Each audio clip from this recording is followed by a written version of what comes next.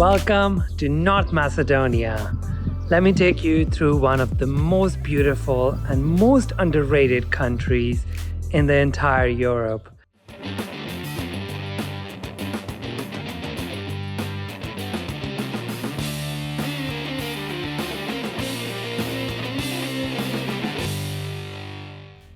This place will blow your mind. It is incredible.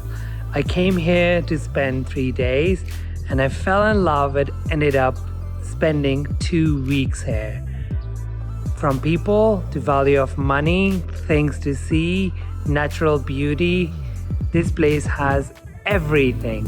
So let's go explore Northern Macedonia. Let me tell you everything you need to know, and then you can check my videos for Skopje, for Mavrovo National Park, as well as Ohrid, and see what you can do in this gorgeous country. Let's go!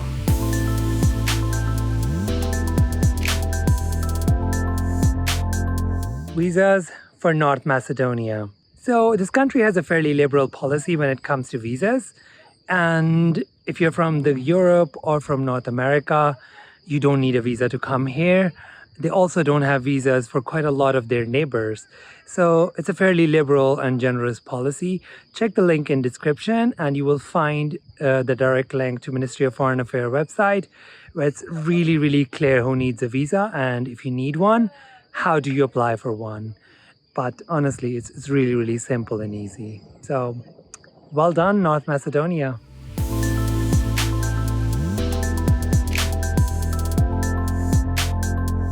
Let's talk about staying connected in North Macedonia. This country is not part of EU, so you have to check with your network provider if you can use your EU SIM here without roaming.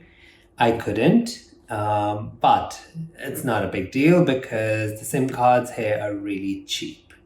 There are 3 companies and I chose T-Mobile because I've been told this is the best one with the best coverage, and it has been really good so far, as well as cheap. So I got myself this thing. It was 400 dinar, 399 to be precise.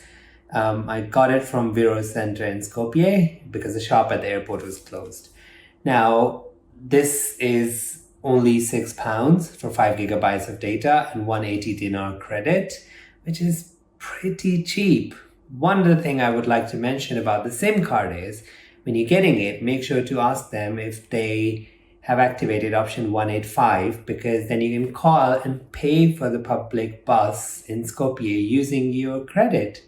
I've never seen that anywhere else, but it's pretty good. Internet is generally really good here. I was really surprised at how accessible Wi-Fi is everywhere. Internet is 4G and it's really good on the phone reception as well. It gets a bit patchy in the mountains, but generally it's been really good.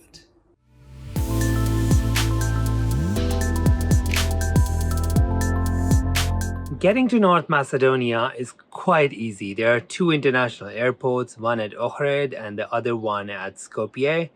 And there are plenty of flights. You can also cross in from Greece and also from Albania. It's quite easy to get here.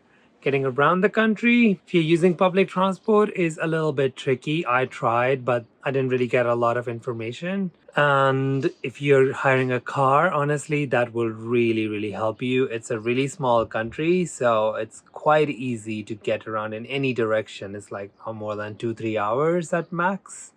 And the roads are really good. Like even at the top of peaks, you know, the roads are really, really good. I was really surprised and impressed at the same time.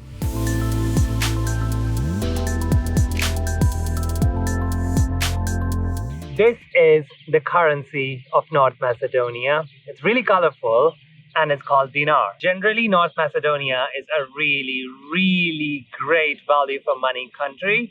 You can spend 1/4, 1/5 of the amount that you would have spent on a holiday in London, Paris, and you'd get a luxury experience here. Accommodation, food, getting around, taxis even. Everything is so cheap. A lot of places are just free to go in. It's amazing. I love this place, honestly. And card payments are very common. So is contactless payments. And if you want to withdraw money from ATMs, I would recommend using Sparkasse Bank because they don't charge any transaction fees. So there's literally nothing to lose here. Well done to North Macedonia for being so amazing.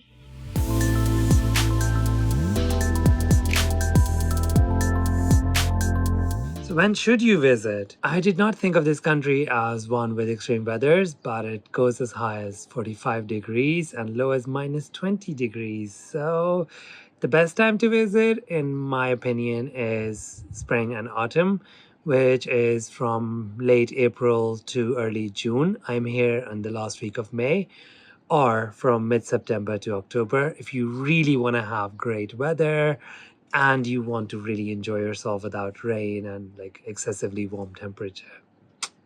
Definitely.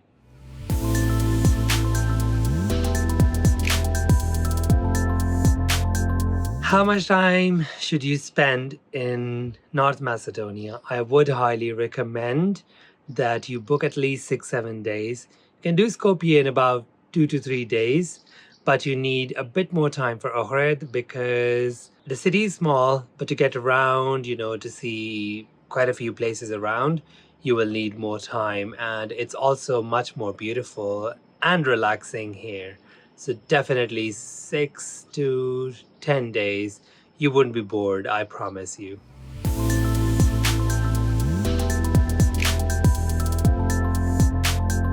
One other thing to mention, yes, they've changed their name to North Macedonia. A lot of the population is not happy with that.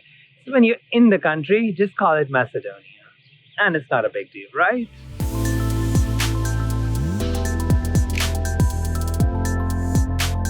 North Macedonia is generally a very safe country and serious crime is relatively unheard of here.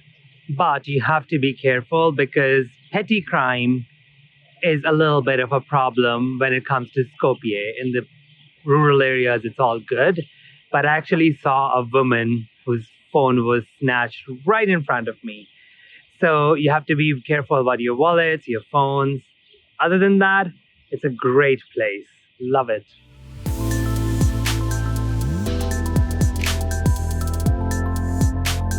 I have honestly been so impressed by how nice, friendly, sweet, helping they all are.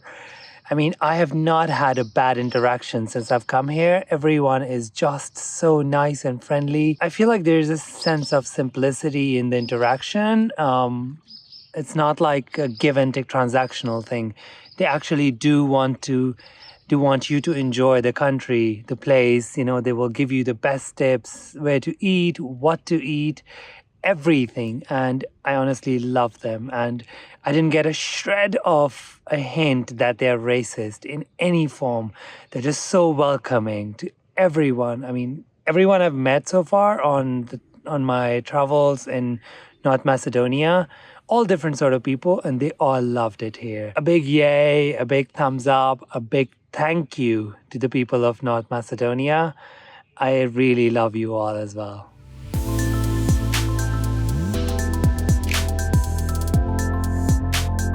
So North Macedonia has its own language. It's Macedonian, and it's not written in Latin. It's actually written in Cyrillic. But English is very widely spoken pretty much everywhere. People will be able to understand and help you in English. Now, the main thing is when it comes to reading, most of the stuff that's Latin around is Albanian, not English. So you have to be careful with that. But when it comes to Cyrillic, there's something interesting here. First thing is, these two guys, this is Saint Cyril and Saint Methodius. So these guys invented the first version of Cyrillic. And then it comes to these two guys, Saint Nome and Saint Clementine. They refined the Cyrillic alphabet, and then basically from that point onwards, most of the Slavic Orthodox countries have used the Cyrillic alphabet in one form or the other. So it actually comes from Ohrid. It's not Russian, it's not Ukrainian, it's not anywhere else. It is basically Slavic Orthodox countries that use it, and it is North Macedonia from Ohrid.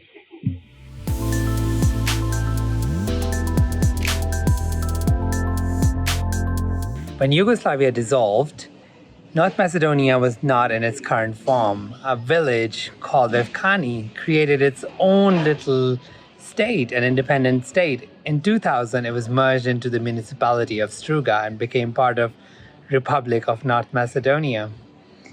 I didn't know this until coming here. It's so crazy. A village.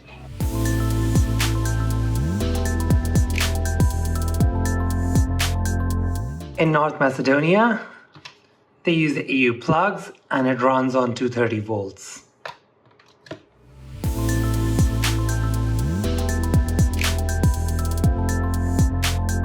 There are a couple of things that I absolutely love about North Macedonia. One, there are flowers everywhere, all shapes, colors, sizes. They're just everywhere and I love it. And secondly, there's no plastic pollution. There's very little of the usual plastic bottles and wrappers and blah, blah, blah. Mainly, I think because of the people, they're really sensible. And secondly, because they can drink tap water, so they don't bother with getting plastic bottles. Isn't that incredible? I absolutely love these things here.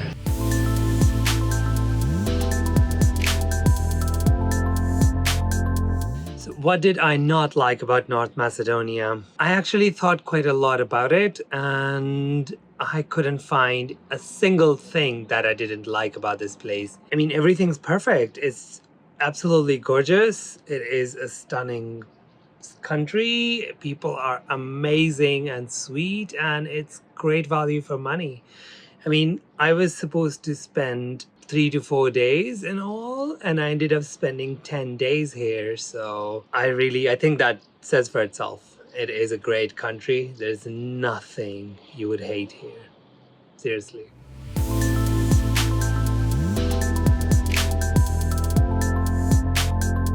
There are tons and tons of stray dogs in a lot of places in Macedonia, so please be careful.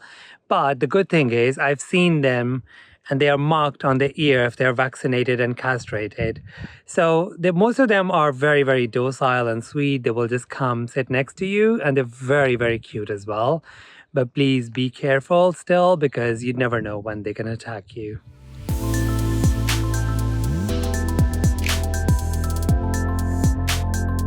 One of the things I really liked about North Macedonia is the tap water is perfectly drinkable.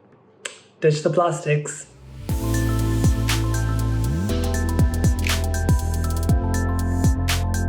There's quite a lot to do in North Macedonia. You can visit Skopje, which is the capital. It's quite eccentric, but quite exciting at the same time. It has good districts for partying, for food. It has a little bit of an art scene going on as well. So it's definitely interesting to visit. Then you can do a day trip from Mavrovo National Park. If you come in winters, you can also ski there. It is a great spot and a cheap spot for skiing. The other option is to come to Ohrid, the place where I'm standing right now. And it's a great, honestly, great place. You can do a lot of stuff. You can go karting here. You can do even paragliding if you want here. It's such a great place for all of that. And if you just want to relax, they have some beaches as well. If you are interested in architecture, history, they have tons of churches here. So there's quite a lot to do. And one more thing that most people don't really actually think about, North Macedonia has a good wine region. So there's quite a few wineries. And if that's your thing, you would really love it because you can go explore and their wines are really underrated. So I would highly recommend checking that out as well. This is Brown Boy Travels. Do subscribe, like and share. You can also reach me on Instagram. I'll see you in the next video.